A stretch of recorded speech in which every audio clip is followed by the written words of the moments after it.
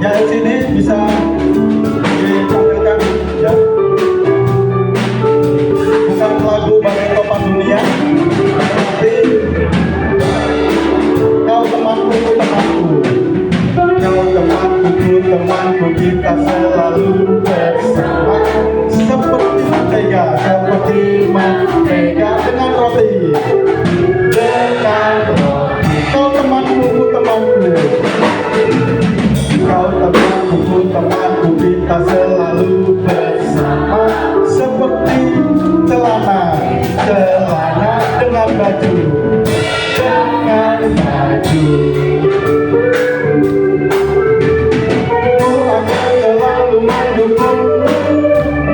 Mendorongmu terus maju, dan bila kau sedih, ku akan mendukung.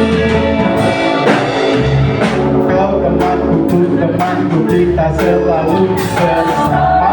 Seperti mentega, seperti mentega dengan roti, dengan roti. Ya musik saja dulu. Nah, gerakannya seperti ini, Bapak Ibu. Mari maju. Nanti gerakannya seperti ini ya. Yang tepuk tangan.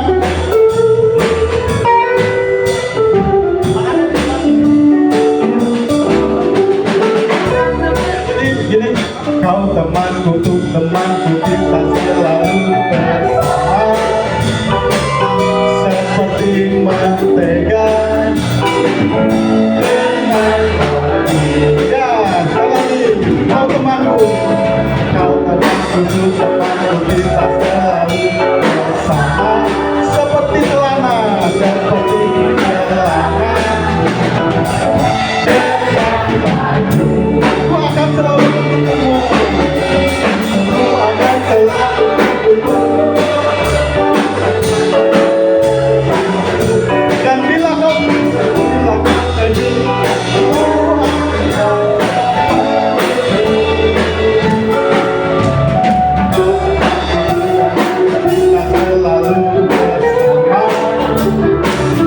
seperti mentega dengan roti.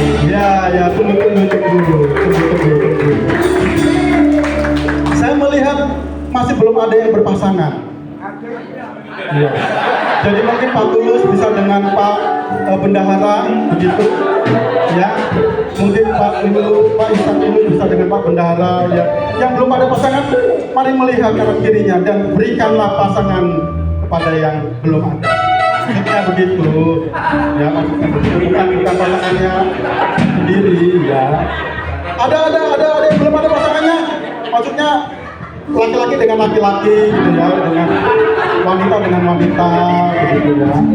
Yang tidak membawa pasangannya, ya misal, ya kayak Bu Seba ini dengan Bu Sumiati, ya ini sama-sama, begitu ya.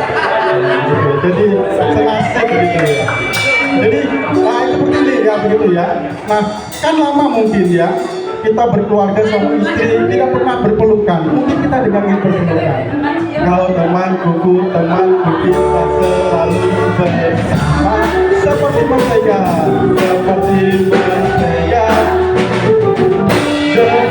Kalau temanku, ya, sekali lagi, ayo gandengan. Kalau temanku, kita selalu bersama. Ayo dengan padu. Seperti mentega. Aku akan selalu mendukungmu. Aku akan selalu mendukungmu. Mendorongmu terus maju. Dan bila kau sedih, ku akan saling berpelukan. Kau temanku, kita selalu bersama. Seperti celana.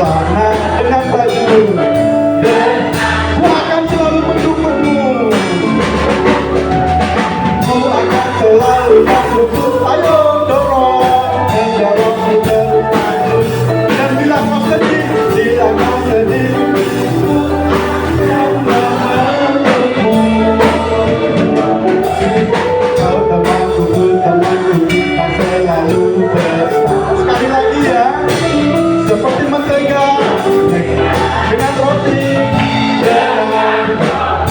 Ya, ku akan selalu mendukungmu. Ku akan selalu mendukungmu, mendorongmu terus maju ya. Bila kau sedih, mari kita pelukan.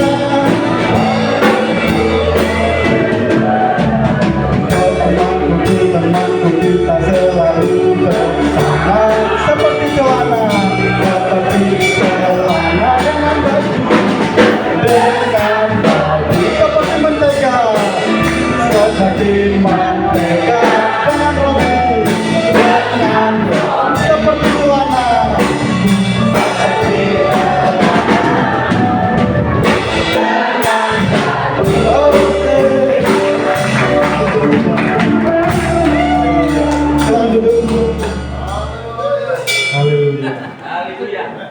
Mama tidak berpelukan dengan istrinya, dengan suaminya. Nah, ini kesempatan kita. Aku mengasihi. Karena saya tidak membawa istri. Haleluya. Puji Tuhan. Saya mau nanti dengan kasih Bapak Pendeta Daud Purwanto bisa maju ke depan untuk berdoa misi selanjutnya.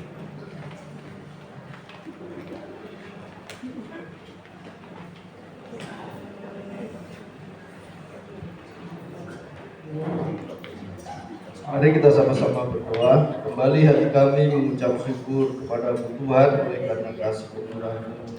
Kami sudah disegarkan lewat pujian, lewat kebenaran firman-Mu. Biarlah Kau tetap mengurapi hamba-Mu dengan hikmat yang daripada Tuhan. Kebenaran-Mu menjadi bagian di dalam kehidupan kami. Bahkan kebenaran Tuhan akan kami kerjakan seluruh kehendak dan rencana. Terima kasih untuk season yang kedua ini Tuhan. Berikan kekuatan, kesanggupan di dalam nama Tuhan Yesus Kristus. Haleluya. Amin.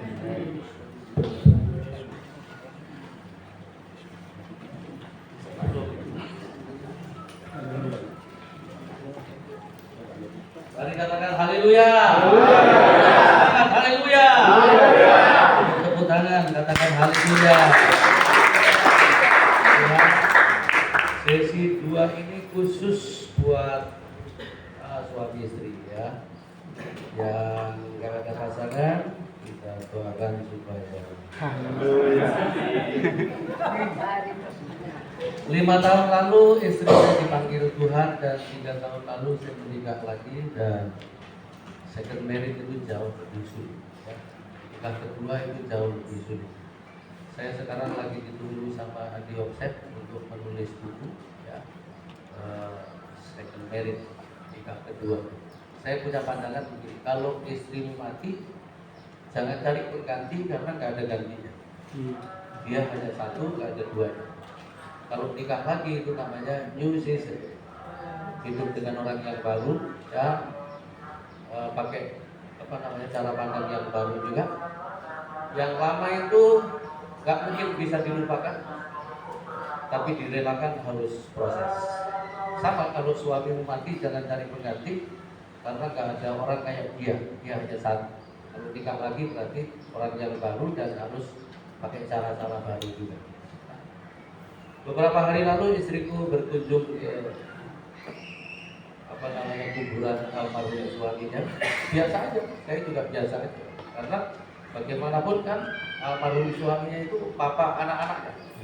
Nah, itu cara pandangnya begitu. Makanya kalau nikah kedua nggak dewasa itu pasti banyak masalah. Nikah kedua harus menjadi lebih dewasa. Boleh katakan amin? Almarhum istri saya dulu orang Kupang, kulitnya hitam. Almarhum suaminya istriku itu orang Ambon, kulitnya hitam juga. Yang hitam-hitam sudah pulang ke surga, sekarang kami terus. Istri saya sekarang lagi di rumah di Jakarta. Dan malam ini saya kembali ke Malang. Besok pagi-pagi terbang ke Jakarta, terus malamnya terbang ke Manado. Ya, ada seminar keluarga juga diadakan oleh MD Sulut. Ya, Pak Sutri juga. Karena memang hubungan suami istri ini hubungan paling sulit. Dan kalau hamba Tuhan, hubungannya suami istri gak benar ya, akan mengalir ke bawah. Makanya kita harus benar. Boleh katakan amin? Amin. Ayo 1 Petrus pasal 3 ayat 1 sampai 7, strong relationship. Ini hubungan yang kuat. Jadi hamba Tuhan itu hubungannya suami istri harus kuat, jangan mudah retak, jangan mudah terombang-ambing, apalagi sampai pecah, harus utuh sampai akhir gitu ya. Oke, saya bacakan ayatnya 1 Petrus pasal 3 ayat 1 sampai 7 ya. Yang sudah siap mendengar boleh katakan amin. Amin. Yang siap taat firman boleh katakan amin. Amin. Ini judul besarnya, tapi judul sesinya adalah Strong Relationship ya. Boleh next supaya peserta tahu judul sesinya ya. Demikian juga kamu hai istri-istri, tunduklah kepada suamimu, supaya jika ada di antara mereka yang tidak taat kepada firman, mereka juga tanpa perkataan dimenangkan oleh kelakuan istrinya. Jika mereka melihat bagaimana murni dan salehnya hidup istri mereka itu.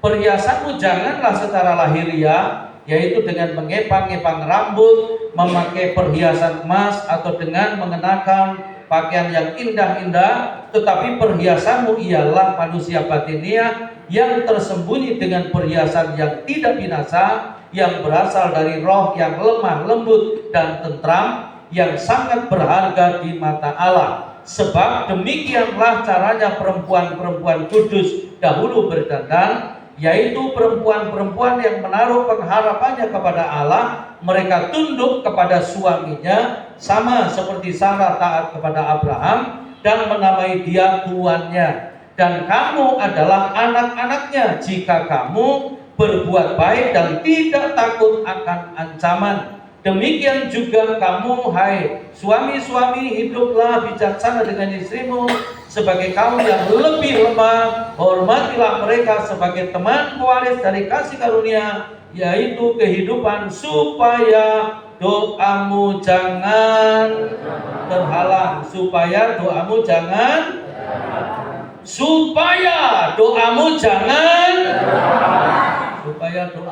terhalang. Jadi doanya pria, doanya suami itu garansinya adalah istrinya sendiri ya. Jadi sehebat apapun seorang pria berdoa ya, sekuat apapun pria itu berdoa, mungkin lidahmu melilit-lilit sampai berbahasa roh, mendidih ya. Sandal lama ya. Tapi saya mau kasih tahu, jaminan doamu adalah istrimu sendiri. Boleh katakan amin? Amin. Nah Bapak Ibu, 1 Petrus pasal 3 ayat 1 sampai 7 itu terdiri dari 7 ayat. Betul? Ayat 1 sampai 6 itu ditujukan kepada wanita sebagai istri. Lalu 1 ayat 7, hanya 1 ayat 7 itu untuk pria. Bapak Ibu pernah nggak merenung, Tuhan itu kalau bicara sama wanita itu butuh 6 ayat. Sama pria cukup 1 ayat, ya kan? Mungkin karena wanita itu makhluk ngobrol, makanya Tuhan juga pakai 6 ayat. Mungkin juga karena ada wanita juga baca berat, makanya dikasih 6 ayat supaya kuat. Tapi mungkin juga ada wanita yang punya karunia ngeyel. Tahu ngeyel? Ya kayak wanita sebelahmu itu ya. Makanya pakai 7 ayat. Tuh, Anda mesti tahu loh, Taman Eden jatuh dalam dosa, yang makan buah duluan siapa? Hawa, ya kan? Makanya nggak ada istilah Adam nafsu, Hawa nafsu. Karena Hawa yang makan duluan, ya kan? Tapi Bapak Ibu harus tahu, yang dikejar Tuhan bukan Hawa, Adam, ya kan? Adam, ada di mana kamu? Menurut Bapak Ibu, kira-kira Tuhan tahu nggak Adam di mana? Tahu. Kalau nggak tahu bukan Tuhan. Tuhan itu tahu persis Adam di mana, tapi Tuhan sendiri mau Adam sendiri juga tahu persis Adam ada di mana. Ya? Dan Adam yang mengatakan, sekarang ini Tuhan juga tahu persis siapa dirimu, yang sembunyi di balik apapun Tuhan tahu, termasuk yang sembunyi di balik pelayanan Tuhan tahu. Jadi pelayanan itu kadang-kadang hanya untuk tempat persembunyian, bukan menjalankan tugas dari Tuhan, bukan panggilan tapi persembunyian. Adam sembunyi di balik pohon pakai cawat daun ara, betul? Nah, mungkin ini inspirasi kolor hijau pertama, daun ara. Aku ada di sini Tuhan, ya. Setelah aku mendengar aku ada di taman ini, aku jadi takut. Loh, apa kamu sudah makan buah yang kularang dimakan itu? Perempuan yang kau taruh di sampingku, dialah yang membuat aku makan buah itu. Siapa yang disalahkan? Kalau saya peragakan begini, perempuan yang kau taruh di sampingku, siapa yang disalahkan? Tuhan loh, Tuhan, ya kan? Perempuan yang kau taruh di sampingku, dialah yang membuat aku makan buah itu. Jadi ini PR penting buat para pria, ya. Pria yang rajin menyalahkan istrinya itu sama dengan menyalahkan Tuhan. Jadi seolah-olah Tuhan taruh orang yang salah, Tuhan kasih istri yang salah, kira-kira gitu, ya kan? Nah, dan memang pimpin istri itu gak gampang. Saya kapan itu ngobrol sama ownernya Adi Putro. Anda tahu Adi Putro? Karoseri, ya. Saya ngobrol, bro, berapa orang di perusahaan dipimpin? Puji Tuhan Pak, 3.000. Banyak ya. Itu tahun 2010 saya ngobrol. Sekarang sudah lebih banyak. Terus saya tanya begini, kira-kira kalau buat perbandingan, susah mana memimpin 3.000 orang itu dibanding dengan memimpin 1 orang di rumahmu sendiri, istri, ya. Dia langsung nunduk, terus angkat muka, dia ngomong sambil garuk-garuk, iya ya Pak ya, nek sitok wangel. Saya sudah masuk sesi 2 ini. Dari tadi saya coba lihat-lihat di sini, di situ, ya. Saya bisa melihat pria-pria yang stres dengan istrinya itu. Ya. Bayangkan kalau Anda sama istri aja stres, gimana Anda jadi gembala, ya kan? Banyak pria bisa pimpin gereja besar, tapi pimpin istri belum tentu. Banyak pria bisa pimpin bisnis besar, tapi pimpin istri belum tentu. Ya. Coba lihat pria-pria wajahnya yang babak belur karena istrinya. Nah, saya mau kasih tahu begini. Dan padahal firman Tuhan itu sudah ngomong, ya, istri itu harus tunduk kepada suami. Boleh katakan amin? Amin. Tapi masalahnya lagi begini, kalau ada suami berusaha menundukkan istrinya, nggak akan tunduk. Malah jadi persoalan. Saya minggu kemarin melayani di Jalan Mundu. Saya kaget Ibu Gembala sebelum saya khotbah memberi pengumuman. Nanti hari Rabu kita akan ada ibadah perprik, ya. Pria Pantai Kosa. Temanya bagus Bapak Ibu, ya. Dorong suami datang, bapak-bapak datang, ya.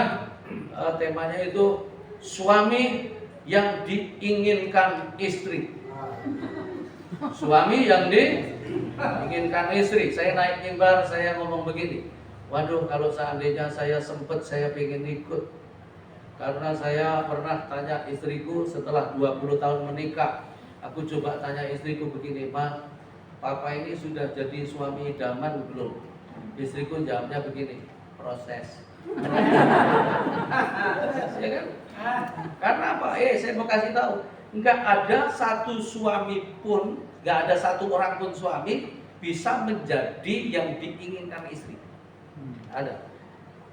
Dan tidak ada istri yang mampu menjadi istri yang diinginkan suami.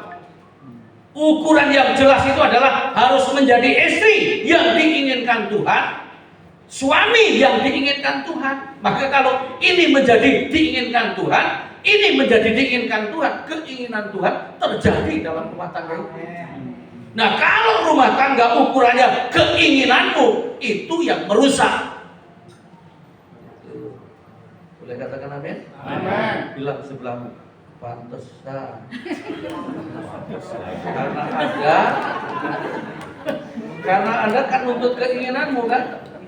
Itu yang bikin bisa cerai, bisa babak belur, ya karena Anda nuntut keinginanmu. Jangan. Mulai sekarang biarlah istrimu menjadi seperti yang diinginkan Tuhan. Biarlah suamimu menjadi seperti yang diinginkan Tuhan. Boleh katakan amin? Apa yang diinginkan Tuhan? Nah, kita mau belajar dari sesi ini. Apa yang diinginkan Tuhan? Kita mulai dari ayat 7. Ayat 7 itu berkata begini, karena pria adalah pemimpin. Demikian juga kamu, hai suami-suami, Para suami boleh katakan haleluya. Demikian juga kamu hai suami-suami, katakan amin suami. Demikian juga hai kamu suami-suami, katakan ya aku ada di sini. Hiduplah bijaksana dengan istrimu sebagai kaum yang lebih lemah, hormatilah mereka sebagai teman pewaris dari kasih karunia, yaitu kehidupan, supaya doamu jangan. Saya hafal ayat ini Pak, karena saya berusaha untuk melakukan ayat ini. Kalau dihafal aja enggak, apalagi dilakukan. Makanya kalau buat tema Natal jangan panjang-panjang, karena kalau panjang-panjang enggak dilakukan, hafal aja enggak, apalagi dilakukan. Itu ya. Hiduplah bijaksana dengan istrimu sebagai kaum yang lebih lemah, hormatilah mereka sebagai apa? Teman pewaris dari istri. Itu tempatnya bagi suami adalah sebagai teman pewaris dari kasih karunia. Karena begini Bapak Ibu, kalau tempatnya saja sudah nggak benar, maka hubungannya pasti nggak benar juga. Nah, pertama-tama itu kita harus menempatkan pasangan kita itu di tempat yang benar, sesuai dengan yang Tuhan mau, sesuai dengan firman, bukan seperti yang kita mau, tapi sesuai dengan firman. Boleh katakan amin? Kalau tempatnya benar, hubungannya pasti kuat. Nah, gitu. Jadi tempatnya suami istri itu gini Bapak Ibu. Suami istri itu sebagai teman pewaris dari kasih karunia. Jadi kalau ini suami, ini istri, tempatnya itu kayak gini, sebagai teman. Namanya teman itu kan sejajar, ya kan? Gak lebih rendah, gak lebih tinggi. Kalau bahasa kitab Kejadian adalah penolong sepadan. Sepadan itu ya sepadan, rata, gak lebih tinggi, kira-kira gitu. Ya, tapi secara fungsi gak boleh dirubah juga. Ini kita belum bicara itu loh ya. Nanti kapan-kapan saya datang lagi, kita setting Pak, kita terusin. Karena kalau enggak, nanggung nanti, ya kan? Tuhan menetapkan suami sebagai pemimpin, ini juga nggak bisa dirubah. Tuhan menetapkan istri sebagai penolong, juga nggak bisa dirubah. Nah, kenapa seringkali terjadi persoalan? Karena ada robah gitu, ya kan? Nah, tapi sebagai manusia secara martabat, dua-duanya ini mahal. Suami diciptakan oleh tangan Tuhan, istri juga diciptakan oleh tangan Tuhan. Suami ditebus oleh darah Yesus, istri juga ditebus oleh darah Yesus. Jadi sama-sama mahal. Dua-duanya adalah the best, nggak ada yang second best. Dua-duanya terbaik. Boleh katakan amin? Nah, hubunganmu seperti ini. Jadi tempatkan istrimu sebagai teman pewaris dari kasih karunia. Suami juga begini. Nah, kayak gini. Kalau hubunganmu suami istri sudah melekat begini, maka yang namanya kasih karunia dicurahkan. Apa itu kasih karunia? Kalau nggak ngerti ditulis ya. Kasih karunia itu kekuatan Tuhan yang supranatural. Kalau itu dicurahkan di dalam hubungan suami istri, maka Anda akan menjadi suami istri yang ada pada satu level, yang tidak mungkin menjadi mungkin, yang tidak bisa menjadi bisa, yang tertutup terbuka. Pokoknya tidak ada perkara yang mustahil. Saya ulangi ya. Kalau kasih karunia itu adalah kekuatan Tuhan yang supranatural, kalau itu diberikan kepada suami istri, maka suami istri akan hidup yang tidak mungkin menjadi mungkin, yang tidak bisa menjadi bisa, yang tertutup pasti terbuka karena kasih karunia. Boleh katakan amin? Makanya hubunganmu harus begini. Kalau sudah begini, ya saya minta tolong Bapak, tolong ambilkan ini Pak, apa namanya, saya punya botol ini Pak, terus dibuka Pak, ya maaf ya Pak. Yang namanya kasih karunia dicurahkan. Apa kasih karunia? Kekuatan Tuhan yang supranatural tadi itu dicurahkan begini Bapak Ibu. Doa-doa tidak terhalang, pelayanan diberkati, yang dikerjakan diberkati, usaha diberkati, apa saja yang Anda bangun berhasil, anak-anak tertampung dengan baik, semua bahagia kayak begini. Nah, mau nggak hubunganmu suami istri itu bisa nampung berkat seperti ini? Amen. Amin. Kayak gini, hubunganmu suami istri bisa nampung berkat kayak gini. Mau? Pelayananmu jadi kuat, ya, jiwa-jiwa jadi luar biasa, anak-anakmu hebat, kayak gini. Tapi kan banyak pria itu sombong. Pria merasa kerja keras, merasa paling berduit. Terus pria suka ngomong begini sama istrinya. Kamu tahu apa? Kamu tahu apa? Istri itu tahu banyak, cuman nggak dikasih kesempatan ngomong. Kalau saya dulu, karena saya yang merintis pelayanan, istriku masuk, saya sudah punya rumah, punya ini, punya itu. Jadi saya suka ngomong begini dulu, sebelum saya ngerti nilai ini, ya saya suka ngomong gini. Saya kurang apa? Saya kurang apa? Tuhan jawab di hati saya, kamu kurang ajar. Karena kalau ada pria sombong, merendahkan istrinya, ngeremehin istri. Seringkali kalau gembala itu kan lebih menghargai istri jemaat daripada istri sendiri. Apalagi kalau istri jemaat kaya, ya kan? Rasanya kayak istri sendiri itu nggak ada ajinya gitu, ya. Bilang sama pria sebelah, jangan pura-pura nggak dengar ini. Nah kalau ada pria meremehkan istrinya, merendahkan istrinya, itu sama dengan begini, Bapak Ibu. Dia merasa lebih tinggi kayak gini nih. Nah, kayak gitu, bocor gitu. Sama kalau ada istri nggak bisa tunduk, ya ada kan istri nggak bisa tunduk? Banyak. Dan ngomong laki lagi ya kan, kayaknya ngerasain dia, ya kan? Efek daripada respon otomatis itu tadi. Kan ada ya kan, istri yang lebih pintar, lebih kaya, itu kadang-kadang ngomong begini sama suaminya, aku tanpa kamu bisa. Kamu pergi pun tinggalin aku nggak masalah, aku bisa hidup sendiri. Ada kan istri yang suka ngomong gitu? Malah ngomong begini malah, kamu kesini nih cuma modal celana. Cuma modal celana, isinya nggak dihitung.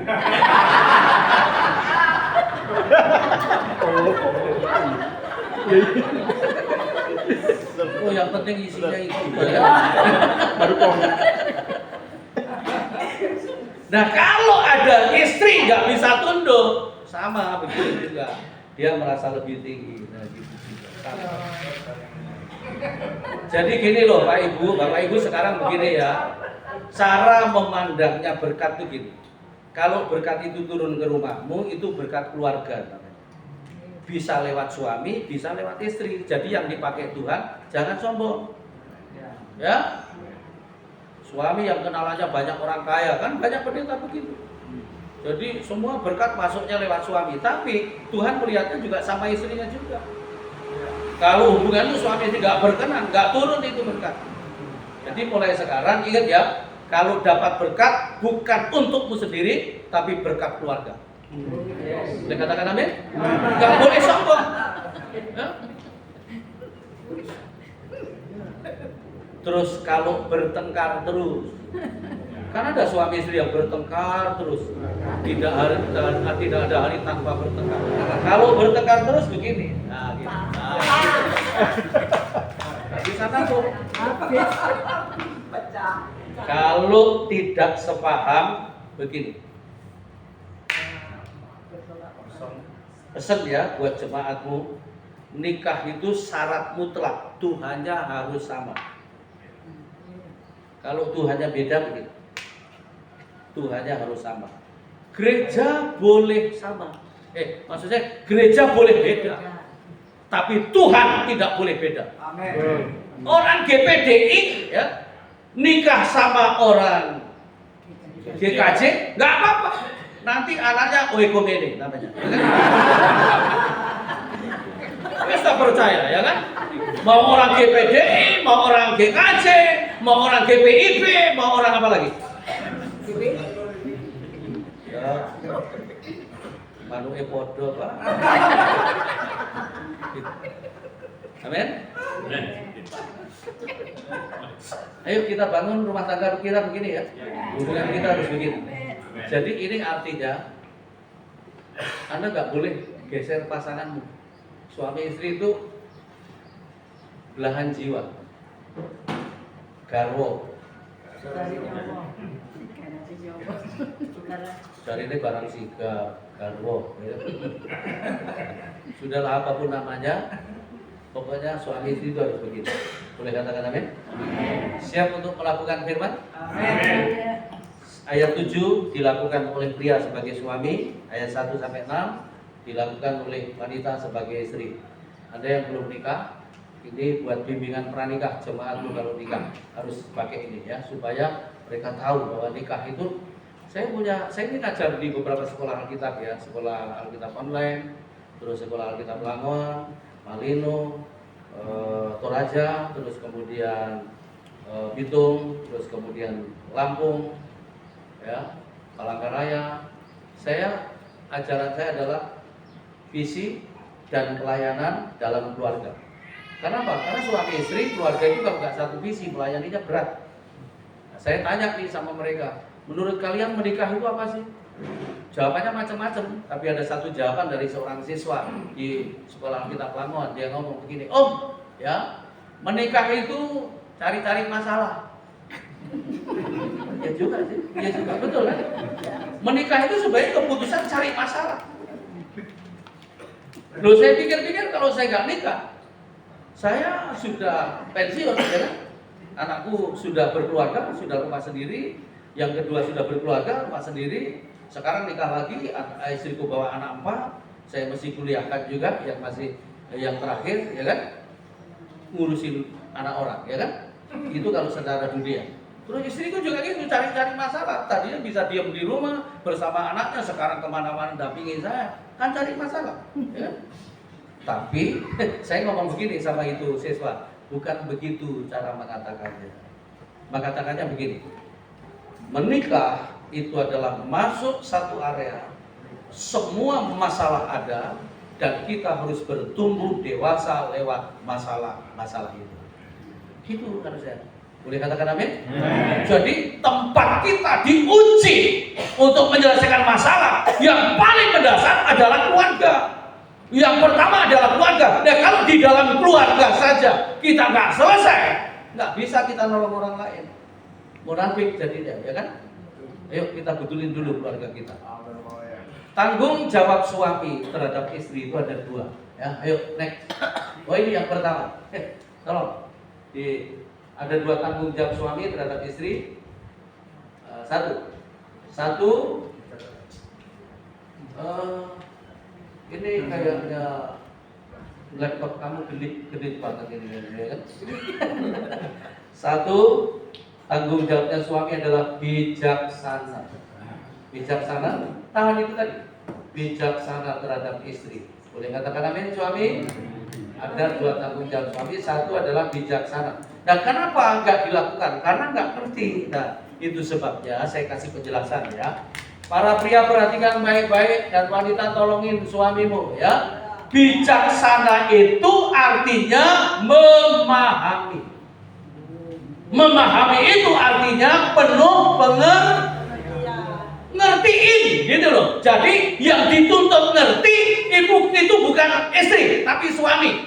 Kenapa? Karena pengertian itu lahirnya dari logika. Dan pria itu hampir 1 hari 24 jam hidupnya dipimpin oleh logika. Logikanya di depan, perasaannya di belakang. Nah, kalau wanita 1 hari 24 jam dipimpin oleh perasaan, logikanya di belakang. Makanya kalau benturan, suami selalu ngomong begini, "Tell me kamu." Nah, gitu. Biasanya wanita yang teriak duluan, "Dasar kamu gak punya perasaan!" Gitu kan? Terus suaminya ngomong, "Tell me." Pikir. Jadi mulai sekarang yang penuh pengertian suami. Boleh katakan amin suami? Siap untuk ngerti? Siap. Ngertiin siapa? Istri, bukan istri orang, bukan istri jemaat, istri sendiri. Jangan sok jadi pahlawan. Ngertiin istri sendiri dulu. Boleh katakan amin? Apanya istrimu yang harus di-ngertiin? Yuk, 1. Mari kita lihat. Ya, ini 1, istri itu adalah kaum yang lebih ya, 1 itu. Jadi mulai sekarang para pria Kalau lihat istrimu, lihatlah dia sebagai kaum yang lebih lemah. Walaupun istrimu lebih gendut dari Anda, dia tetap kaum yang lebih lemah. Tetangga saya, istrinya naik ke atas genteng, terus saya teriakin, "Bu, kenapa di atas genteng?" "Iya Pak Ishak, saya sudah ngomong sama suami saya, genteng bocor, genteng bocor, genteng bocor." Pak Ishak tahu nggak saya ngomong sama suami? Sudah dari dulu Pak, seandainya mulut ini bukan bikinan Tuhan, bisa pindah sini loh Pak. Tapi suamiku nggak naik-naik, makanya saya naik. Sering kan begitu kan? Di rumah, istri ngomong, "Pak, kulkas itu tolong digeser deket colokan listrik, supaya kabelnya nggak usah panjang-panjang." "Ya nanti Papa geser, 3 minggu nggak digeser." Akhirnya istri geser kulkas, ya kan? "Pak, tempat tidur deket jendela Pak, supaya kena sinar matahari nggak lembab." Ya nanti Papa geser. Akhirnya 3 minggu juga nggak digeser juga. Akhirnya istri geser tempat tidur, geser kulkas, geser meja makan. Makanya coba lihat, lengan istrimu lebih gede dari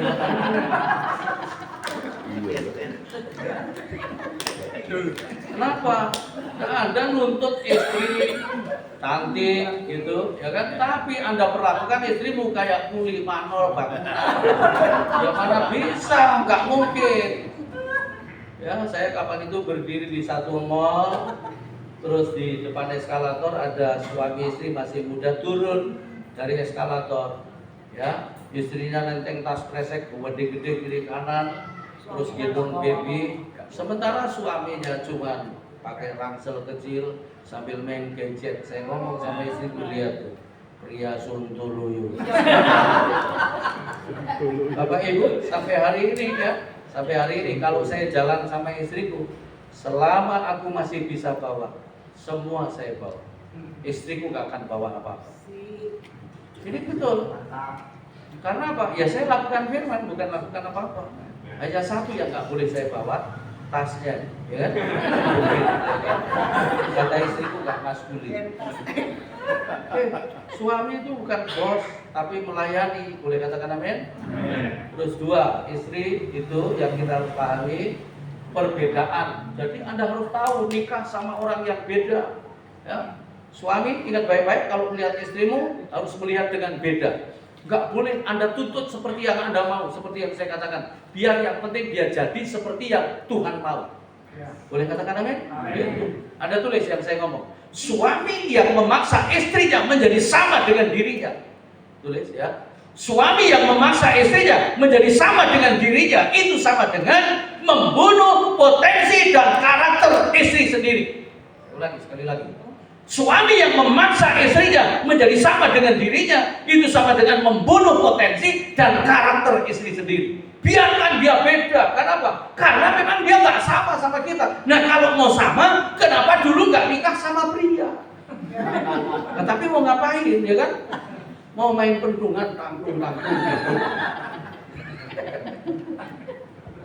Loh, saya sama istri beda. Saya orang Jawa Timur asli, istriku orang Sulawesi Utara. Makan dia harus pedas, aku harus manis. Kalau dia nelen makanan saya nggak ketelen, berjuang. Kalau saya makan makanan dia pedas, mencret, ya kan? Tidur dia harus gelap, saya harus terang. Dan nggak mungkin tidur berdua terang gelap, nggak akan tidur ya gitu. Tapi istriku bijaksana di sini, karena kalau aku digelapin, ya itu kapan? Nah biasanya kamar mandi dinyalakan, semua dimatikan. Nah gitu, adil gitu. Jadi Anda harus hormati perbedaan. Boleh katakan amin? Jangan nuntut sama. Terus apa lagi? Berikutnya. Kekurangan. Jadi suami itu harus ngertiin, harus paham kekurangannya istrinya. Saya nikah pertama itu istriku pelupa kan, ya. Paling sering itu kalau keluar kota saya nggak dibawakan sisir itu sudah bertubi-tubi. Nah saya pasti marah, karena saya terlalu banyak marah karena sisir. Akhirnya rambutku dicabut. Langsung nggak pakai sisir lagi. Kemana-mana nggak pakai sisir, ya. Karena jadi persoalan.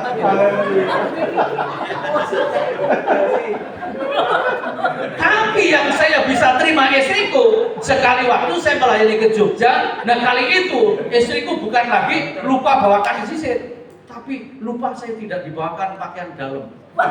Jadi begitu sampai di tujuan, aku telepon, Mama, iya Pak, nggak ada celana dalam. Masa sih Pak? Betul. Coba semua dikeluarkan, tak video call ya supaya tahu. Tasnya tak peliek. Dia sudah ketakutan.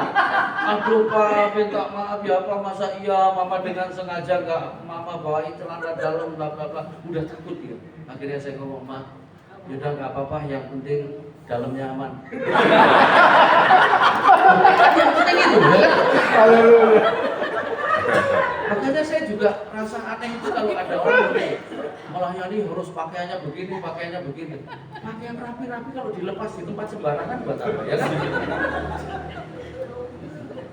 Terus akhirnya saya ngomong gini, Ma, hari ini Papa ambil keputusan biar Mama pelupa dan mungkin nggak sembuh. Tapi hari ini Papa ambil keputusan I love you full. Ya, aman. Terus kemudian nikah lagi, saya pikir nggak pelupa, lebih sadis. Kapan itu melayani ke Tangerang, sudah di jalan tol, dia nunduk, dia minta maaf. Kenapa? Mami lupa nggak pakai sepatu juga. Nanti pakai aja masuk gereja, aku yang tunggu di mobil. Nggak begitu. Kita itu suami istri harusnya sebelum khotbah pun sudah jadi berkat. Nggak usah ngomong. Terus ini gimana? Ya, ikut papi. Keluar tol, masuk mall beli sepatu. Di mobil saya ngomong, Mami, iya Bi, ini kalau sampai terjadi 20 kali. Bangkrut aku. Ternyata bulan depannya ke Bondowoso. Aku tidak dibawakan ikat pinggang. Terus dia ngomong begini, nggak apa-apa lagi kan papi juga sudah nggak punya pinggang. Bapak ibu yang perutnya gede-gede bersyukur loh. Ya, kenapa? Nggak pernah sakit pinggang. Pinggangnya siapa sakit? Bentukmu sudah kayak gentong gitu.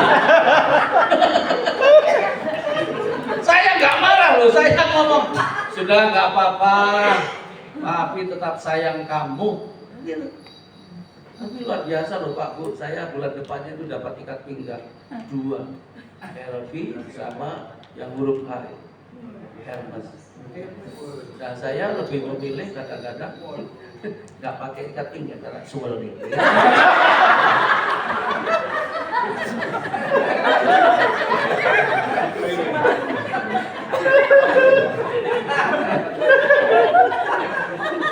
Sudah lah, nggak usah gini loh. Orang itu nggak usah munafik Pak. Biasa aja ya kan. Ini nggak pakai kartu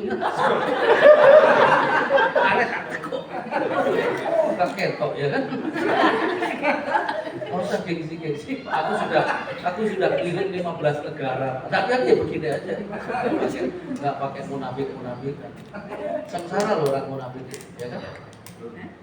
Jadi mulai sekarang kekurangan istrimu terima. Boleh katakan. Terus saya nikah pertama itu tukang keliru. Kalau cuma keliru masuk toilet laki-laki itu istriku sering banget. Terus kalau ditegur, Bu nggak lihat ya ini gambar laki-laki loh Bu, khusus buat laki-laki. Istriku malah jawab begini, aku juga khusus buat laki-laki. Dan sekarang sama loh ya. Makanya kalau ke toilet tak kawal daripada gitu.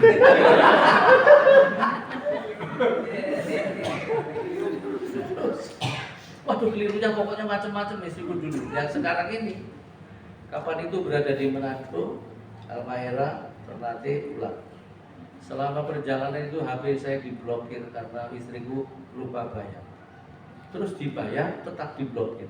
Saya bilang ini coba di off dulu baru di on nanti pasti nyambung. Ternyata enggak juga. Pulang Jakarta ke Grapari, aku tunggu di mobil dia masuk Grapari. Enggak sampai 5 menit dia keluar cengenges. Ya ternyata mami keliru. Keliru gimana? Nomor orang lain yang mami bayar. Saya nggak marah. Karena gini loh ya, perhatikan. Kalau para pria khususnya, kalau sudah dinikahi, semua ekspektasi dibuat. Gak boleh lagi ada tuntutan. Yang ada penerimaan total apa adanya dan belajar bangun karakter bersama-sama. Sudah dinikahi, ya kan? Kalau sudah nikah harus terima apa adanya. Nggak boleh tawar-menawar lagi. Itu sebabnya orang kadang-kadang, oh, nak menikah sama dia. Apa? Abangnya basit.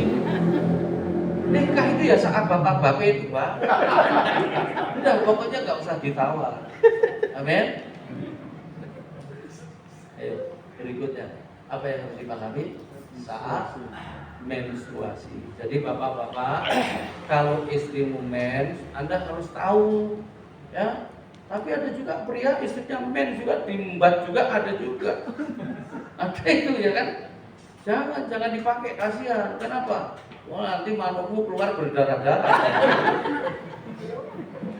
Tapi bukan hanya itu, ya.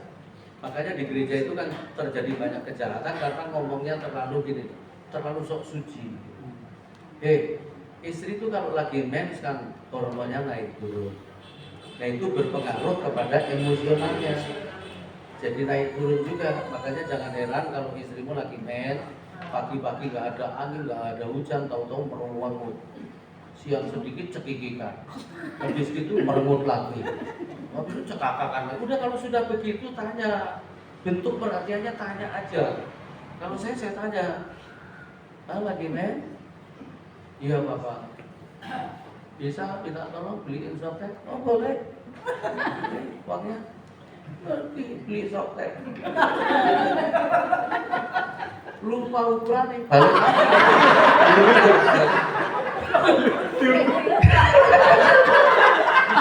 Dia itu beliin softtek gak apa-apa. Anda jangan hanya mau isinya, gak mau kulitnya. Gak adil itu. Pria Sontoloyo namanya kan? Bilang sama pria sebelah, ini maksudnya kamu. Gak usah gengsi-gengsi, aku beliin, gak apa-apa. Tapi lupa ukurannya. Ya lupa ukurannya diukur lagi.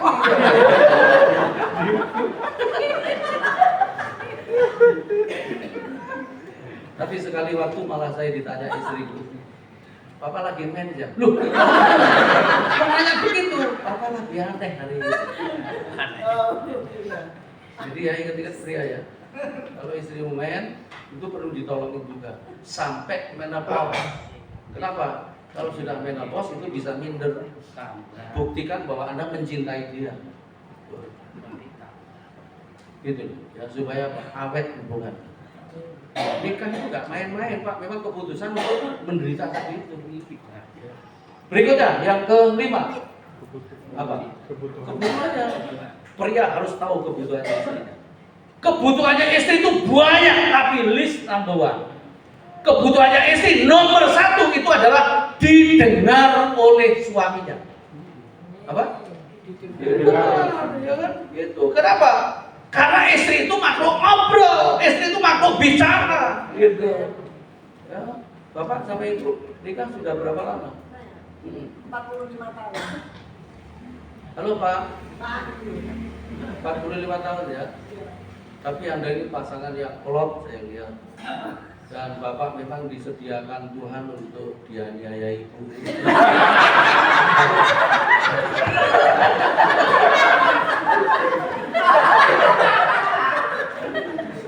Ini pria paling tahan uji di Malang Selatan. Pak siapa namanya? Pak Sikabuden. Pak? Sikabuden. Namanya juga Syekh Kabuden. Itu kan nama Jawa banget dan itu artinya tinggi banget. Sudah betul. Pria paling tahan menderita di Malang Selatan.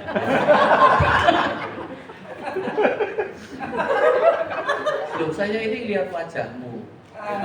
Itu sudah bisa mulai membaca. Ya, gitu. Kayak Daud itu ya. Daud itu orang yang kerjanya itu gini. Cepet, dia kalau kerja cepet, visioner dan bisa membidik, bisa masuk. Tapi masalahnya susah dikasih masukan istrinya. Ini kadang-kadang begitu. Betul kan? Bener nggak iki ya kan? Dua blok gitu. Tapi yang bisa keren dia hanya nabrak tembok. Kira-kira. Nanti kalau saya kesini lagi Pak, kita foto karakter kayak di tempatnya Pak Wono gitu, ya kan? Supaya apa hubungannya suami istri nyambung. Kalau nggak nyambung, waduh bahaya. Gitu. Jadi kebutuhannya istri didengar oleh suaminya. Boleh katakan amin? Bahkan gini loh Pak, seorang suami itu harus mampu mendengar istrinya ketika istrinya hanya mau cerita, hanya mau ngobrol dan tidak penting. Nah, ini bagian tersulit, ya. Seorang suami, kenapa nggak ditulis? Seorang suami itu harus mampu mendengarkan istrinya ketika istrinya hanya mau ngobrol, mau cerita dan nggak penting. Pagi-pagi istri dan bapak ini sudah membuktikan kayaknya.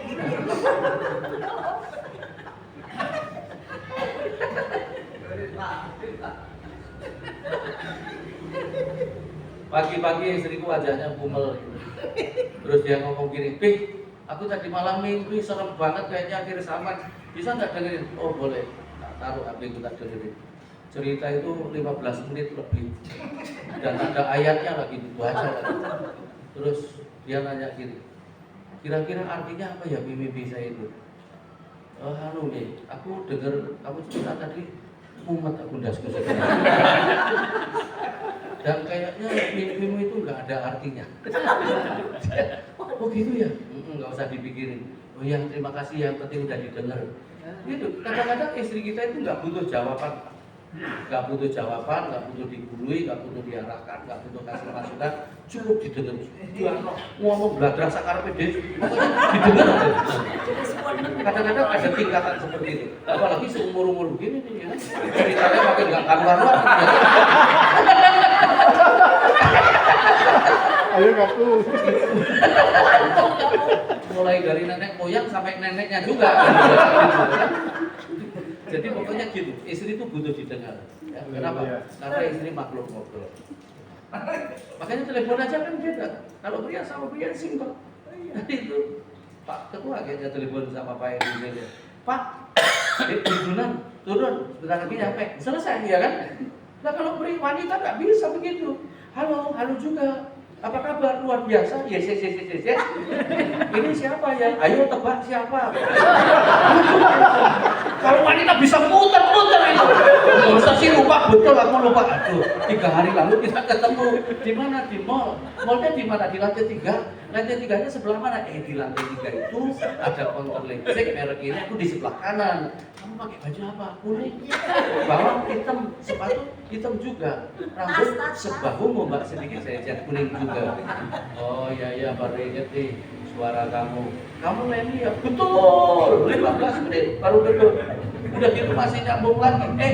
Anakmu gimana?" "Baik, sudah sekolah, baru berangkat." "Kelas berapa?" 3 SMA. "Ambil jurusan apa?" "IPS." "Loh, kenapa kok IPS? Kok nggak IPA?" Muter antara IPS sama IPA 15 menit juga. Total 30 menit dan endingnya cuma begini. Sampean punya bawang bombay." Cuma begitu. Tapi buat pria itu nggak penting, tapi buat wanita penting itu.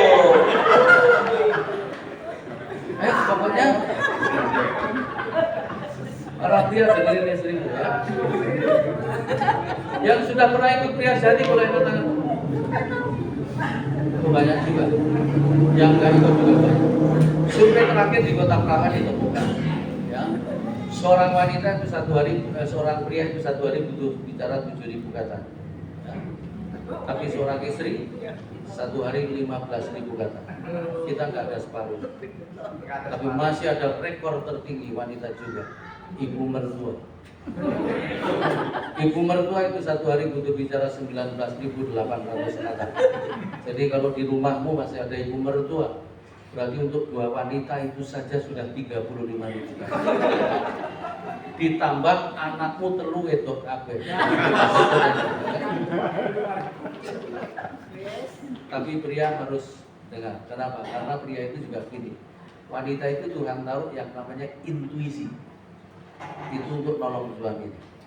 Apa itu intuisi? Intuisi itu ketajaman menerima pesan Tuhan secara cepat dan akurat di bawah alam sadarnya, sampai menjelaskan kehadiran. Jadi kalau istrimu sudah ngomong mama rasa, hati-hati. Berapa kali istrimu ngomong dan itu ternyata terjadi dan Anda nggak hargai.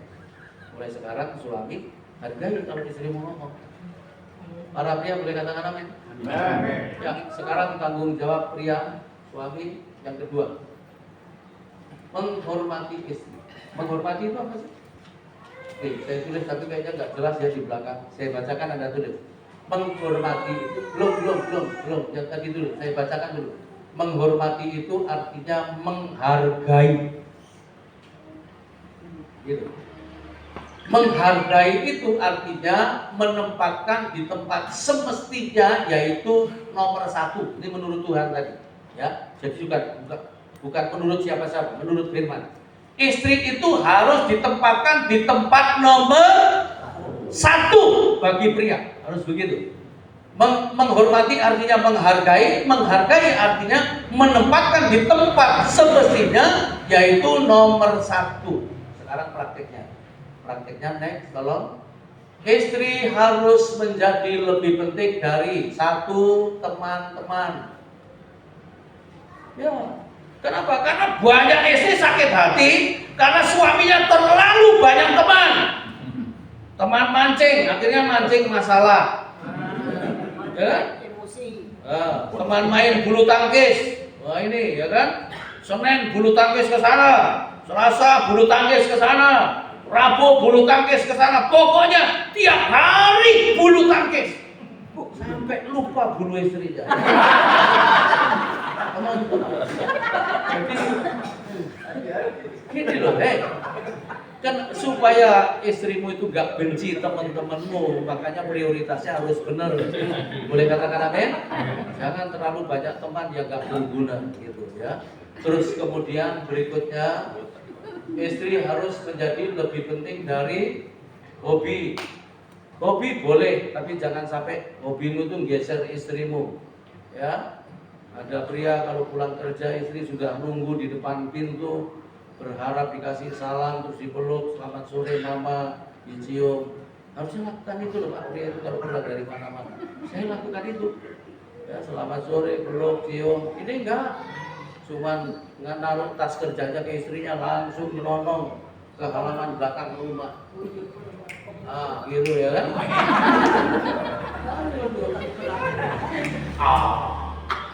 Bejo. Burung diajak ngobrol, istri dicuekin. Terus kalau berangkat kerja selalu punya pesan, Ma tolong ya Ma, semua burung dibersihkan kandangnya dan jangan lupa dikasih makan. Tapi lama-lama istrinya sadar, kurang ajar burung-burung ini. Sudah mulai menggeser posisi aku. Rupanya suamiku sudah lebih cinta burung-burung ini daripada aku. Akhirnya suaminya kerja, burung-burung turunin semua, ambil selang paling besar, nyalakan mesin air, dibelambir burung-burung ini. Sampai mati semua. Begitu mati sampai hilang. Yang pria biasa pulang naruh tas, terus ke halaman belakang rumah. Kali ini nggak bisa lagi, karena mati semua. Lalu dia teriak, waduh kenapa ini burung-burung ini? Dia teriak istrinya, Mama! Dan istrinya dengan tenang, nggak takut. Ada apa? Dulu pada waktu kita nikah, nggak ada perjanjian aku harus ngurus burung-burung ini. Satu burung, ya kan? Udah, pokoknya gini, jangan digeser istrimu dengan burung-burung yang lain, ya kan? Sebab burung aja udah bikin pusing, ya kan? Pokoknya hobimu jangan sampai menggeser istrimu. Boleh katakan amin? Termasuk uang, ya kan? Banyak istri nggak dihargai, malah uang yang dihargai, ya kan? Makanya dulu ada lagu yang sekarang sudah nggak dinyanyikan. Coba nanti minggu dinyanyikan. Dulu ada lagu begitu. Apa yang dicari orang ya, masih ingat kan? Isi kepalamu cuma uang, ya kan? Apa yang dicari orang uang. Ini yang nulis lagu ini saya yakin orangnya pasti dapat betul-betul dari Roh Kudus. Karena apa? Lagunya cuma diulang-ulang tapi mantepnya luar biasa, ya kan? Terasa gitu. Apa yang dicari orang pagi, siang, sore, malam? Uang, uang, uang, uang. Oh, ini kalau buat kor bagus loh ya. Dipilih bapak ibu yang gedut-gedut gitu, dijejer-jejer depan, ya, kayak celengan babi. Bukan Tuhan Yesus. Bait 2 juga cuma diulang-ulang. Siapa yang dicari Tuhan? Orang. Kita nggak tahu sekolah ini. Siapa yang dicari Tuhan? Cuma diulang. Siapa yang dicari Tuhan pagi, siang, sore, malam? Tolongin teman-teman, tolongin kiri kanan depan belakang sambil ditunjuk. Kamu, ya, ya. Kamu.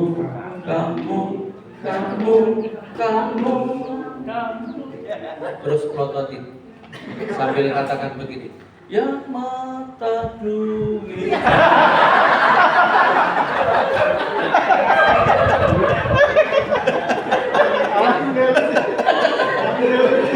Makin mata duitan, makin gak bahagia. Makin kejar uang, makin menderita. Rumah tangga itu nggak boleh kejar uang, tapi kejar Tuhan. Amin. Kalau kejar Tuhan dapat semuanya. Amin. Jangan keliru aja. Kejar uang masih bersoal. Karena itu sama dengan menggeser. Gitu. Terus kemudian berikutnya istri harus menjadi lebih penting dari pekerjaan. Ya, pekerjaan. Ya, pria itu harus kerja keras. Tapi kalau posisi istrimu nggak benar, itu yang membuat pekerjaanmu nggak diberkati. Bagaimana supaya diberkati? Libatkan istrimu, ajak bicara tentang pekerjaanmu, ajak doa tentang pekerjaanmu. Harusnya gitu. Terus ada suami ngomong begini, Pak, kita ini saja ngomong tentang pekerjaan istriku itu nggak mampu, Pak. Siapa bilang? Yang naruh istrimu itu Tuhan. Berarti dikasih kemampuan. Kalau sampai ada merasa tidak mampu, Anda menghina Tuhan itu. Istrimu itu lebih mampu dari siapapun wanita di bumi ini. Istrimu lebih mampu mendampingi Anda. Boleh katakan amin? Itu ya. Jadi nggak ada orang mampu mendampingi Anda kecuali istri dalam pekerjaan. Berikutnya adalah pelayanan. Termasuk pelayanan, istrimu harus lebih penting dari pelayanan. Maksudnya apa? Maksudnya gini, jangan sampai pelayanan jadi sandungan buat istrimu. Bapak Ibu pernah nggak lihat pendeta turun dari mimbar terus disalamin jemaat, Pak Pendeta terima kasih ya khotbahnya bagus, aku diberkati. Pernah? Tapi istrinya wajahnya begitu. Kenapa? Karena istrinya nggak diberkati. Ya kan? Di Bekasi ada seorang hamba Tuhan masih muda, Om, saya lebih suka kalau khotbah istriku nggak ada dalam ibadah itu. Gitu. Kenapa? Saya khotbah semangat, istriku wajahnya begitu. Malah kadang-kadang gitu. Untuk apa Anda disanjung-sanjung orang? Tapi kalau ternyata Anda jadi sandungan buat istrimu, jadi makanya lebih baik begini ya. Kalau saya sudah memutuskan begini. Orang boleh tidak mengidolakan saya, tapi yang penting istri dan anak-anakku suka sama aku. Boleh katakan amin? Itu penting. Nggak usah terkenal di mana-mana, tapi kalau pulang istri dan anak-anak kenal baik-baik. Gitu. Nah, saya sudah memutuskan itu. Makanya mulai sekarang kalau ada pendeta khotbah di situ, lihat wajah istrinya. Ya.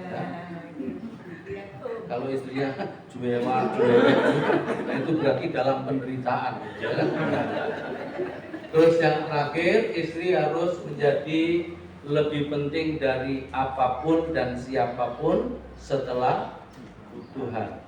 Istri harus menjadi lebih penting dari apapun dan siapapun setelah Tuhan. Maksudnya gini, supaya nggak salah tanggap ya, nggak salah tangkap ya. Hubungan suami istri ini hubungan sedaging, kata Firman begitu, betul? Tapi hubungan kita sama orang tua, hubungan kita sama anak-anak ini sedarah.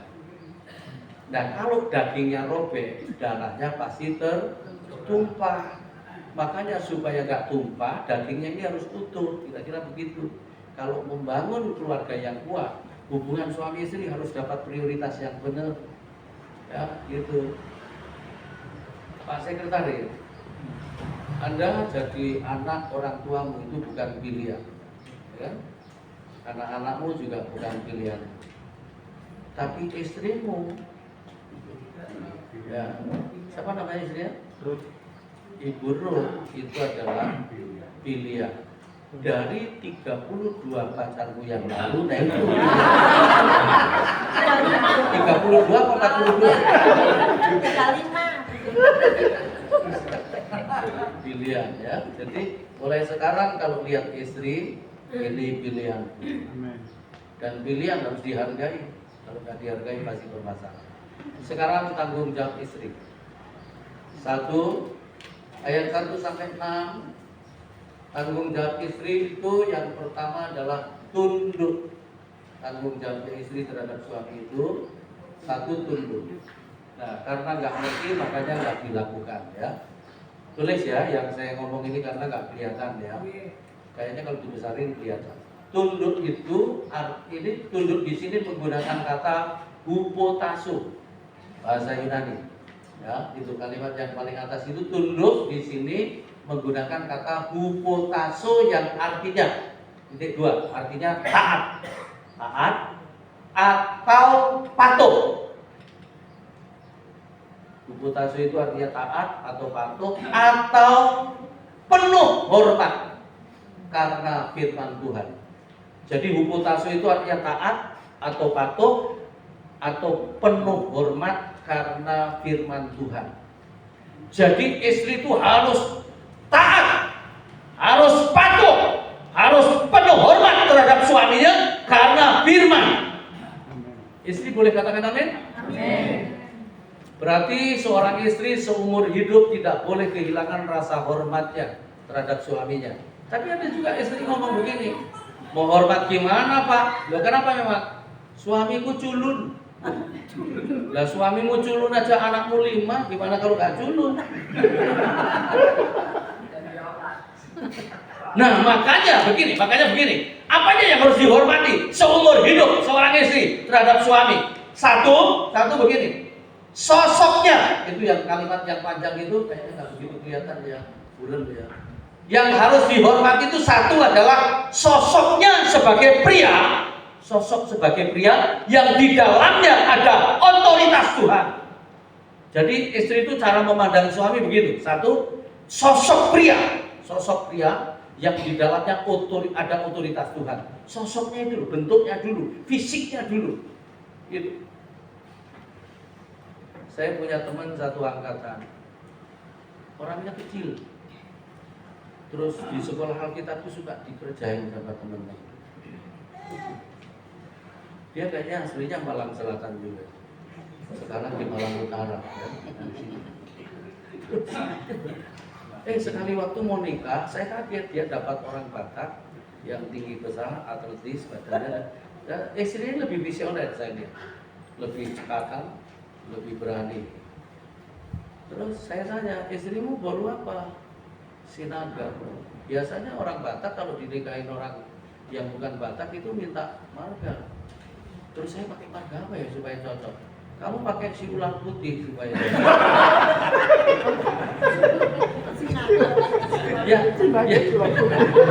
yang saya kagum, istrinya bisa merilis suaminya jadi pemimpin. Karena apa? Memang gini loh ibu-ibu ya, biasanya wanita-wanita yang cekatan, yang pinter, keras, bisa cari duit, pasti sama Tuhan dipasang sama suami yang lemot, lolak-lolok, lentas-lentus, dia apa-apain gitu.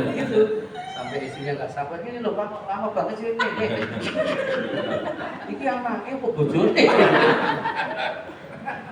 Ada nggak kira-kira suami model begitu, suami istri? Bilang sebelahmu, hari ini orangnya ikut seminar. Itu klub namanya. Makanya suami istri itu selalu begini. Saya kasih gambaran ya. Suami istri itu memang beda, nggak boleh sama, supaya gini, set gitu.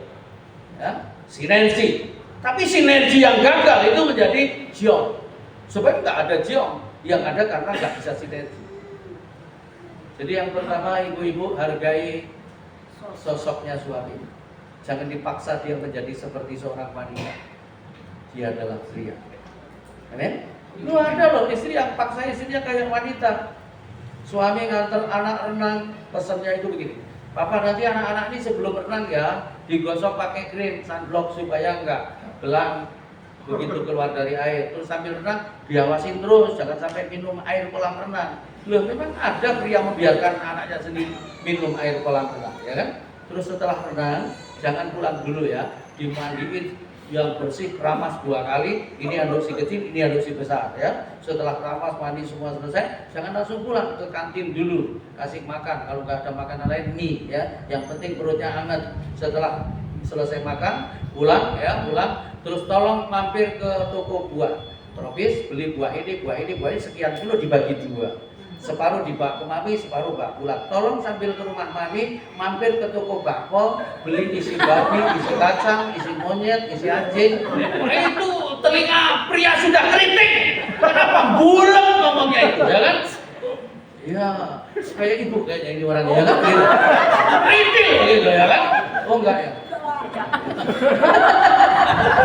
Saya kalau seminar di mana-mana selalu ketemu mainan, ya kan? Sampai kritik itu suaminya ya. Hei, memang begini, istri itu makhluk ngobrol, tapi jangan perlakukan suamimu kayak wanita, jangan, ya kan?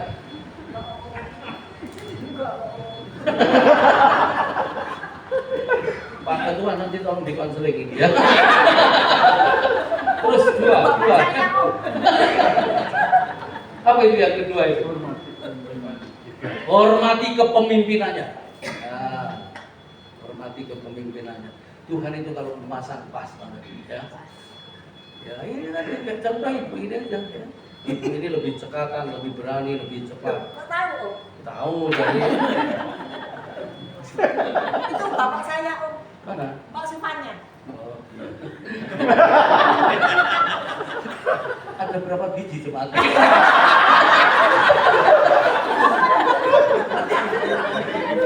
Tapi kalau saya makin besar salibnya, makin besar juga berkatnya. Nah, Tuhan itu kalau pasang begitu.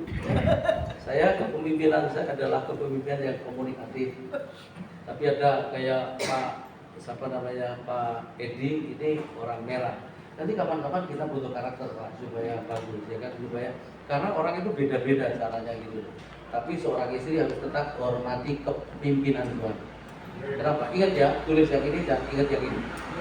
Yang melantik suami menjadi pemimpin itu bukan manusia tapi Tuhan. Dan kalau kita langgar, kita sama dengan memusuhi Tuhan. Boleh katakan amin? Terus kemudian yang ketiga, apa itu? Patuhi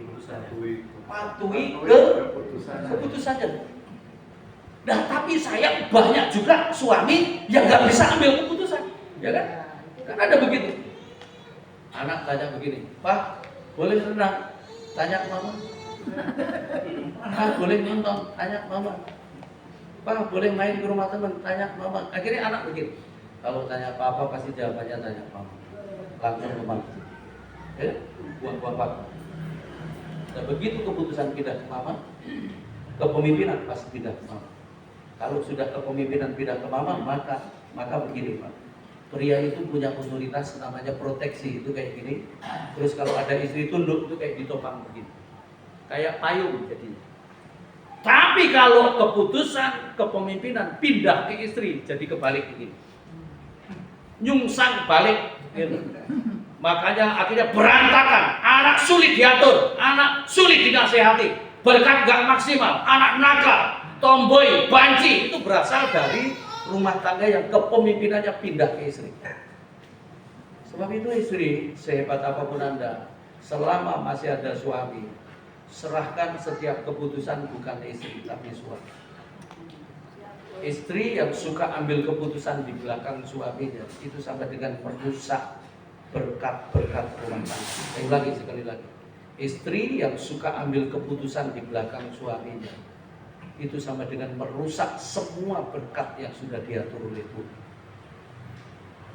Ini serius Pak, nggak main-main, Bu ya, gitu. Ya merusak semua tatanan dari Tuhan, kira-kira gitu. Terus kemudian hormati kerja kerasnya, karya-karyanya, menghormati karya suami, bukan hasilnya. Kalau hasilnya relatif kan, tapi karyanya. Kalau suami Bu manajer, gampang menghormatinya. Bu, suami kerja di mana? Di perusahaan ini. Sebagai apa? Manajer. Manajer apa? Produksi. Oh. Bu, suami kerja di mana? Di perusahaan ini. Sebagai apa? Direktur. Enak mengatakannya. Gimana kalau suamimu kondektur? Bu, suami kerja di mana? Departemen Perhubungan. Di bagian apa? Dampit Malang. Bulat gitu loh, muter. Gak usah. Katakan dengan bangga apa? Bangga aja. Suami kerja di mana? Sementara nge-grab. Nah, gitu ya. Gojek. Gak apa-apa. Itu bukan dosa kok. Yang penting halal. Suaminya pendeta ya. Karena pendetanya bagus jadi wah sibuk sekali gitu. Jadwalnya padat. Gimana kalau suamimu nggak seperti itu? Khotbahnya ayatnya banyak, terus muter-muter, berangkat naik pohon pisang, lompat pohon mangga, lompat lagi pohon durian. Harusnya istri masih ngomong. Suaminya pendeta yang guru itu pokoknya guru saya deh. Khotbahnya itu sabar, kalem. Kalau dia khotbah itu jangankan jemaat, aku pun bisa ikut tidur.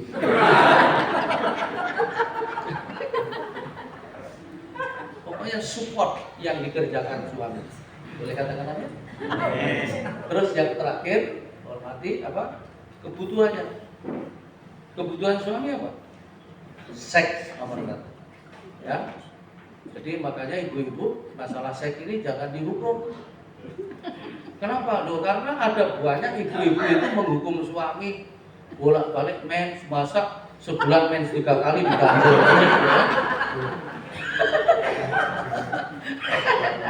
Bapak-bapak yang diperlakukan begitu lah. Oh, ini. Nggak usah, itu sudah hal-hal. Jadi kasih aja. Kenapa? Karena gitu loh. Menurut survei di kepala pria satu hari berapa jam? 24 jam terlintas yang namanya seks itu sebanyak 240 kali.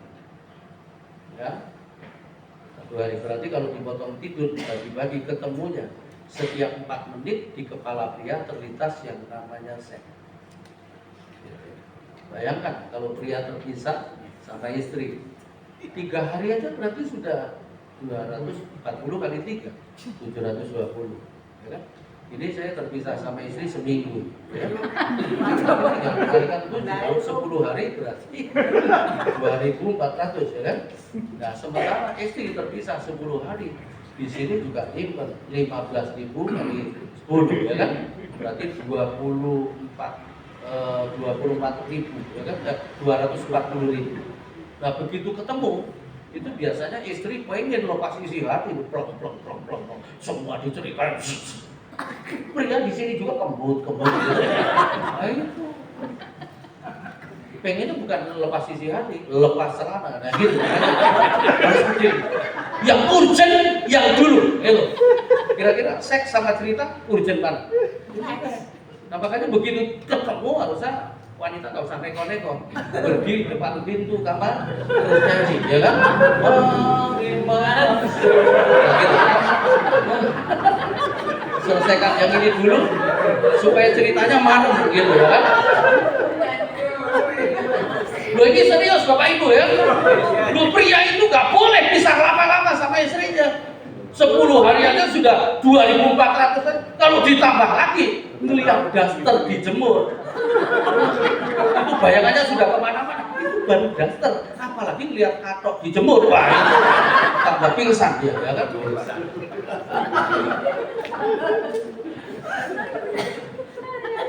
Ini pelajaran ini nggak karu-karuan. Ini yang terjadi ya kan. Dan gereja nggak mau bicara ini, makanya banyak perselingkuhan di gereja karena ini. Kenapa? Karena sok suci tadi itu.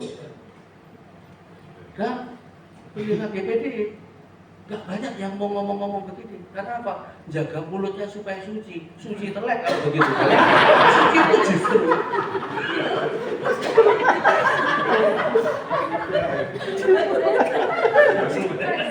Di sini nih ada beberapa teman satu angkatan sama saya. Ampuni saya ya. Oh iya, memang. Tanggung jawab istri yang kedua sekarang ya, yang kedua. Para istri bisa penuhi kebutuhan suamimu? Men, menengai. Gak lek dia gak apa-apa ya. Yang kedua, menjaga kecantikan batinnya. Dandananmu jangan hanya mengepang-epang rambut, ini dan lain sebagainya. Jadi kalau boleh gini Bapak Ibu, ibu-ibu ya dengerin, kalau boleh wanita itu cantik luar, cantik dalam. Oh itu marem suaminya. Kalau cari mantu wanita yang begitu cantik luar, cantik dalam, kayaknya ini hampir nggak ada yang ini, ya kan? Karena wanita itu kalau cuma cantik luar nggak cantik dalam, itu jadi sandungan. Akhirnya orang ngomong begini, ibu ini cantik tapi judes, ya kan gitu. Tapi judes, judes itu jujur tapi pedes. Daripada cantik tapi nggak cantik dalam, lebih baik luar boleh pas-pasan, nggak masalah, ya kan? Yang penting dalamnya cantik. Nah, orang masih ngomong begini, ibu ini biar sederhana, tapi aku kalau deket sama dia itu diberkati, ngomongnya enak, selalu datang berkah kalau ngomong, gitu. Yang nggak boleh, karena gini, inner beauty, kecantikan dalam itu bisa mempengaruhi yang di luar itu kelihatan semeringan, enak. Gitu. Yang nggak boleh gini, jelek luar, jelek dalam. Sudah keluarnya bermasalah, dalamnya bermasalah, akhirnya tampilannya hari-hari nggak ada senyum sama sekali. Kenapa? Karena di sini semua persoalannya di sini. Jelek luar, jelek. Nah ini kasihan suaminya amsyong, pikul salib siang dan malam, menyangkal diri sampai mati, menderita seumur hidup. Kenapa punya istri jelek luar, jelek dalam? Jelek dalam itu begini, hari ini ke pasar bertengkar sama tukang sayur, besok bertengkar sama tukang ikan, besok lusa bertengkar sama tukang buah. Akhirnya asal ke pasar, ya orang sepasar itu pada bisik-bisik, preman pasar datang. Yang mana? Itu yang baju hijau. Orang mana itu? Itu jemaahnya Ibu Boas. Ya iya kan?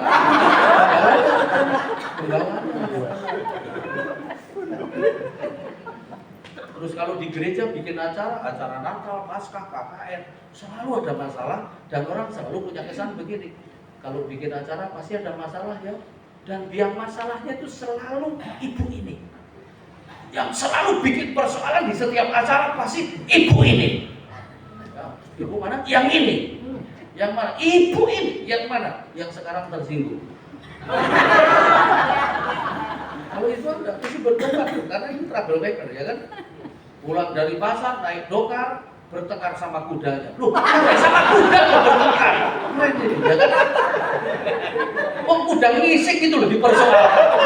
Kuda kan ngisik sakar PDW, ya kan?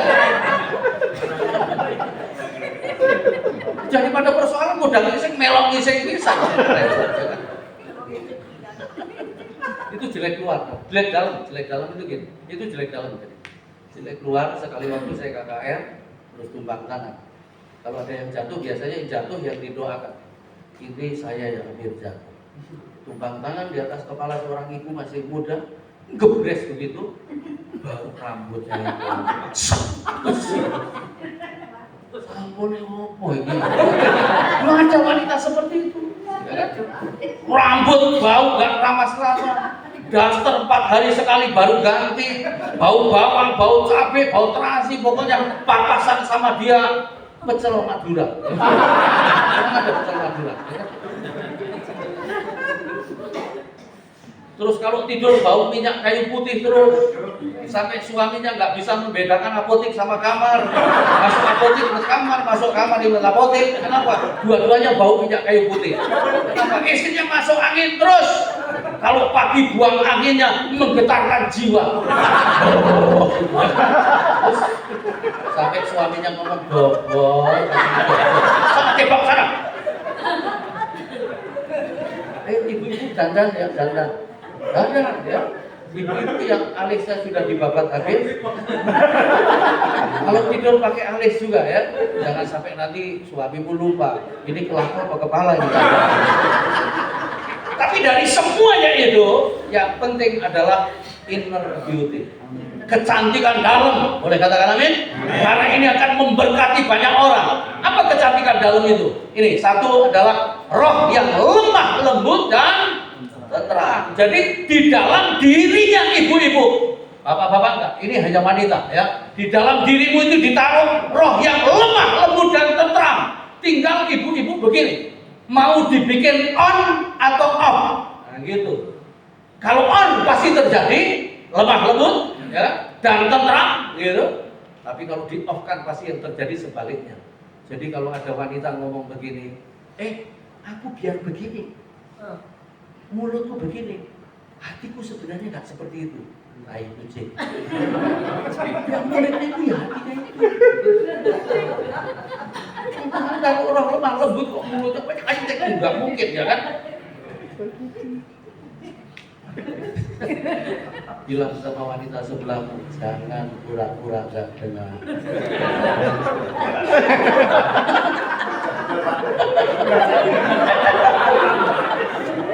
Nah, kalau rohnya sudah lemah, lembut dan tenteram, maka akan melahirkan yang kedua adalah sikap yang anggun dan mempesona. Sikap itu penting. Amin. Aku tadi melihat lagi break makan. Saya coba lihat ibu-ibu ini anggun kan. Wah, ada ibu-ibu onde-onde satu.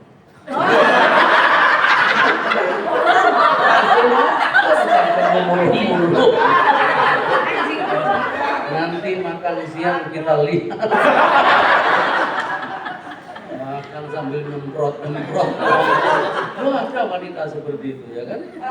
Makan sigang kaki satu diangkat ini kayak Power Ranger.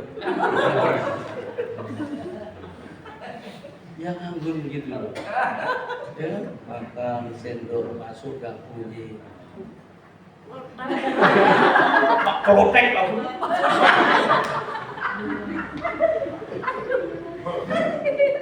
Makan sembarangan, kentut juga sembarangan. Berat brot. Kalau ditegur, kentut itu anugerah. Ngecret, alasan itu.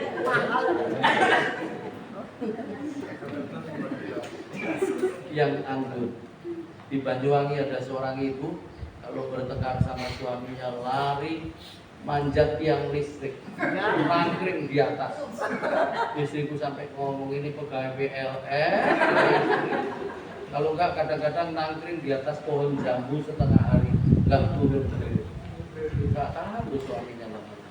Ibu-ibu ya, yang anggun ini. Terus yang ketiga adalah perkataan yang meneduhkan. Jadi ibu-ibu, mulutmu itu dipakai Tuhan meneduhkan suamimu. Supaya suamimu kalau kepancing masalah itu jadi teduh gitu. Jangan malah dengan mulutmu suamimu jadi lebih berangasan lagi ya.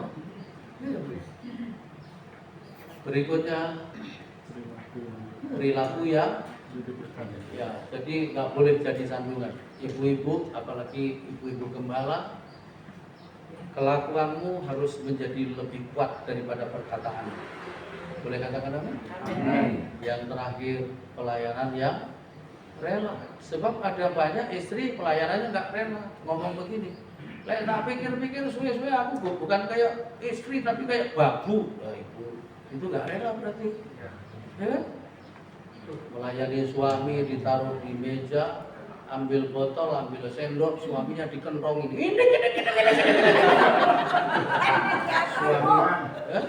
Suami datang bukan diajak makan bareng, ya, tapi malah dikasih instruksi. Tolong ya Pak, ini makanan yang kemarin baru mama angetin masih enak ini, tolong dihabisin dulu. Nanti kalau nggak habis baru dikasih anjing. Lu kan nggak enak dari suami ke anjing, ya kan? Yang terbaik itu. Masa suamimu setelah itu anjing, ya kan? Kasihan, ya kan? Saya punya istri melayani bagus. Gini loh, lebih baik Anda kuat di dalam, di luar belajar. Jangan hebat di luar tapi di dalam jadi persoalan. Rumah kita harusnya menjadi gereja miniatur kita, ya rumah kita ini. Harusnya gitu, hebat di dalam. Boleh katakan amin? Yuk kita dudukkan kepala buat sesi musik. Ku tak akan menyerah pada apapun juga, sebelum ku coba semua yang ku bisa, tetapi ku berserah kepada kehendakmu. Hatiku percaya Tuhan punya rencana. Ku tak akan menyerah pada apapun juga, sebelum ku coba semua yang ku bisa, tetapi ku berserah kepada kehendakmu. Hatiku percaya aku dan ku tak akan menyerah pada apapun juga, sebelum ku coba semua yang ku bisa, tetapi ku berserah kepada kehendakmu. Hatiku percaya aku punya, hatiku percaya, hatiku percaya punya, hatiku percaya, hatiku percaya aku punya.